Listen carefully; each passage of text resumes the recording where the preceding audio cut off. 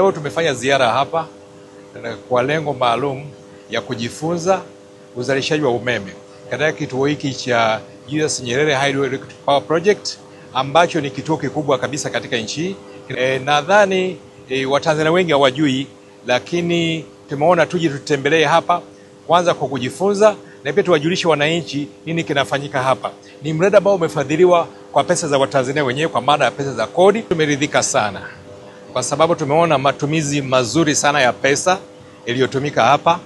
Mradi ni mkubwa, umeweza kutekelezwa kwa umakini na ustadi mkubwa sana, na kwa kuwa umeanza kuzalisha, na tumeambiwa mitambo yote 9 sasa inazalisha umeme wa kutosha na ziada.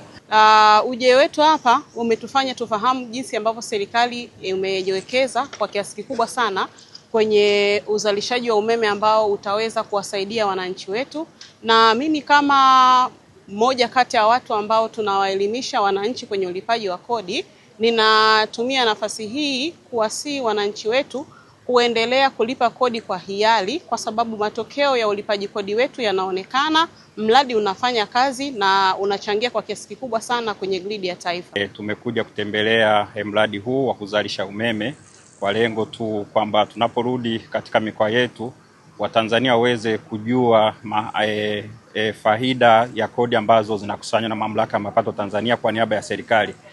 Na kama tunavyojua faida ya mradi huu ni kwamba unahudumia nchi nzima, wanaona manufaa ya kodi ambazo wanazilipa kwa serikali kwamba zinawasaidia. Na mradi hiyo itatusaidia sisi kama Mamlaka ya Mapato Tanzania kwa niaba ya serikali kwamba watu wataendeleza utamaduni wa kulipa kodi kwa wakati na kwa hiari, na serikali itakusanya kodi. TANESCO, tunayaangaza maisha yako.